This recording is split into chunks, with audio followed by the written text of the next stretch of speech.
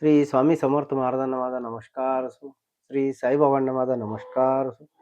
श्री संत गजानन महाराजांना माझा नमस्कार असो. हरी सीताराम दीक्षित अर्थात काकासाहेब हे श्री बाबांचे परमभक्त होते. त्यांना 1909 सालापर्यंत श्री बाबांचे नावही माहीत नव्हते. मग श्री बाबांचा आणि त्यांचा ऋणानुबंध कसा जुळून आला त्याविषयीची कथा अशी आहे. काकासाहेब व नानासाहेब चांदोरकर हे एकमेकांचे जुने स्नेही. एके दिवशी नानासाहेब काकांची भेट घेण्यासाठी लोणावळ्यास गेले.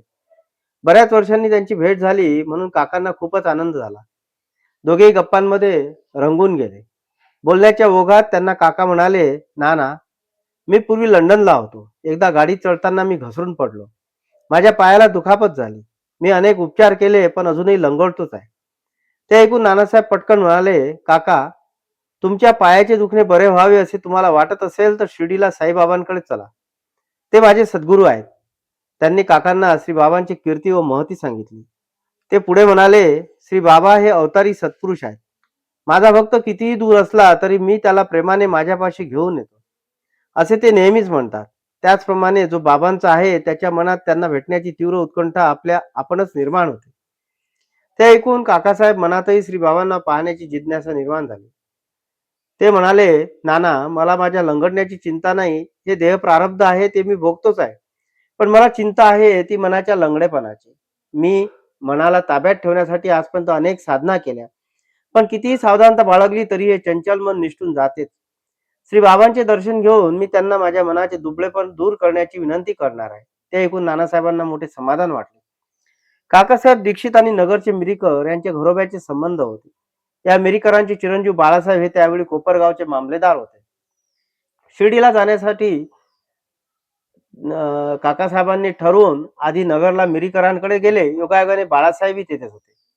काकांबरोबर कुणीतरी शिर्डीला जाणे आवश्यक आहे असे मिरीकरांना वाटत होते. त्या संदर्भात त्यांनी बाळासाहेबांशी चर्चा केली. त्यासमयी माधवराव देशपांडे काही कामानिमित्त नगरलाच आले आहेत असे कळले. मिरीकरांनी त्यांना आपल्या घरी बोलावून घेतले. त्यांची काकासाहेबांशी ओळख करून दिली.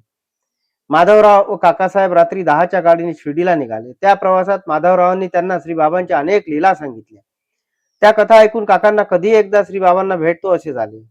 कोपरगाव येथे नानासाहेब चांदोरकर भेटले. तेही शिर्डीलाच निघाले होते. मग ते तिघेही टांग्याने शिर्डीस गेले. काकांनी मशिदीत जाऊन श्री बाबांचे दर्शन घेतले. त्यांना पाहून ते सद्गदित झाले. त्यांचा कंठ दाटून आला. डोळ्यातून अश्रू वाहू लागले. "आज माझी दृष्टी पावन झाली" असे म्हणून त्यांनी श्री बाबांच्या चरणांना घट्ट मिठी मारली. त्यांना पाहूनही श्री बाबांचे हृदयही भरून आले होते. त्यांनी काकांना प्रेमाने थोपटले व म्हणाले, "किती वाट पाहायला लावलीस. अगदीच राहावले नाही म्हणून या श्याम्यालाही तुझ्या भेटीला पाठवले."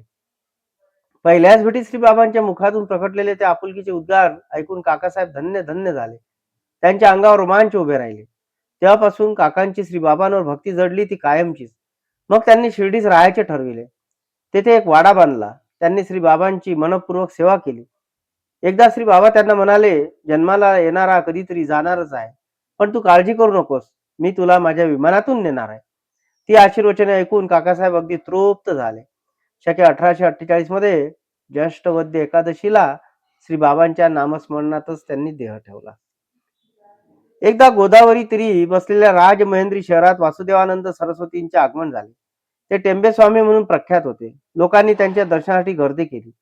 त्यात नांदेडचे पुंडलिकराव नामक एक वकील साहेब होते. तेथे चर्चेमध्ये योगायोगाने श्री बाबांचा विषय निघाला. तेव्हा टेंबेस्वामींनी श्री बाबांना उद्देशून नमस्कार केला.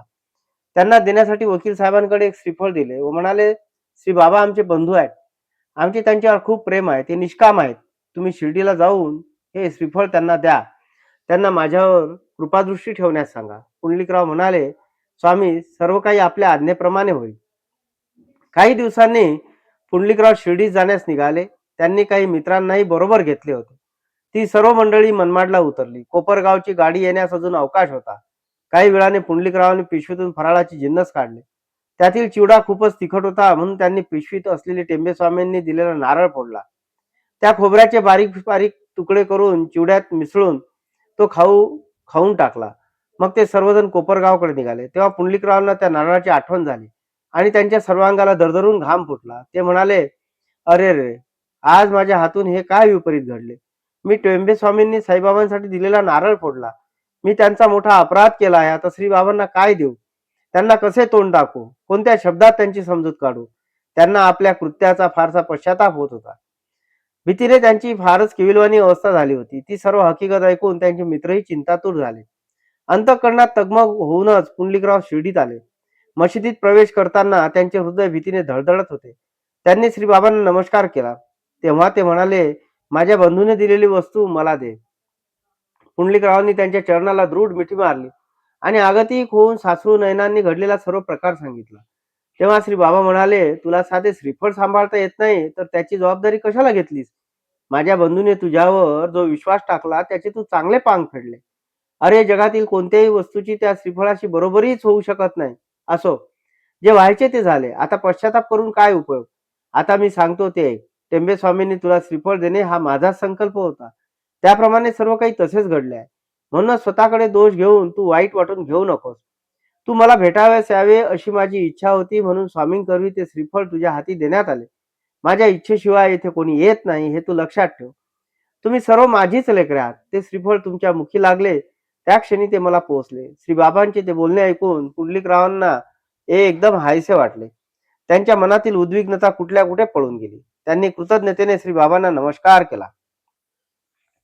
मुंबईजवळ सांताक्रूज येथे पाठारे प्रभू ज्ञातीतील बाळाराम धुरंधर नावाचे गृहस्थ राहत होते. ते वकिली करीत असत.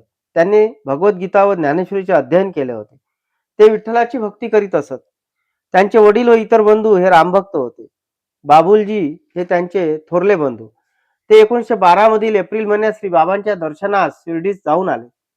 त्यांनी आपल्या बंधूंना तेथील सर्व वृत्तांत सांगितला. तेव्हा त्या सर्वांच्याच मनात श्री बाबांच्या दर्शनाची उत्कट इच्छा निर्माण झाली. 6 महिन्यांनी हे धुरंधर बंधू शिर्डीकडे निघाले.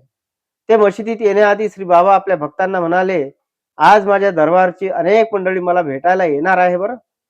ते ऐकून उपस्थितांच्या मनात उत्सुकता निर्माण झाली. काही वेळाने धुरंधर बंधू श्री बाबांच्या दर्शनासाठी आले. तेव्हा ते उत्स्फूर्तपणे म्हणाले, ही पहा माझ्या दरबारची मंडळी. श्री बाबांचे ते बोलणे ऐकून त्या बंधूंना अतिशय नवल वाटले. त्यांनी श्री बाबांना नमस्कार केला. तेव्हा ते म्हणाले, तुमची आणि माझी गेल्या 60 पिढ्यांची ओळख आहे. ते ऐकून त्या सर्वांच्या डोळ्यातून प्रेमाश्रू ओघळले. त्यांना श्री बाबांविषयी आत्मीयता वाटू लागली. त्यांचे हृदय भावभक्तीने भरून गेले.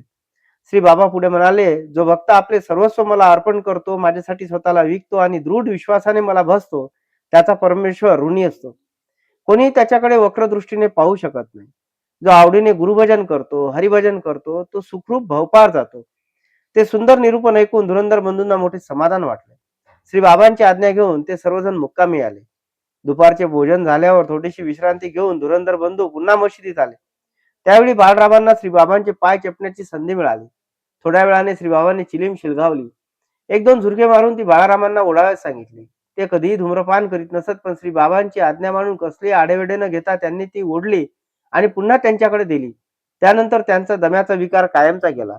त्या दिवशी योगायोगाने गुरुवार होता. चावडीची मिरवणूक होती. धुरंधर बंधूंनी त्या रात्रीच्या पालखी सोहळ्याचा आनंद घेतला. दुसऱ्या दिवशी पहाटेच्या काकड आरतीलाही ते सर्वजण हजर होते. त्यानंतर बाळाराम धुरंधर एकनिष्ठेने आणि अनन्य भावाने श्री बाबांची भक्ती करू लागले. 9 जून 1925 रोजी त्यांनी विठ्ठल नामातच आपली इहलोकीची यात्रा संपवली. श्री साईबाबांना माझा नमस्कार असो.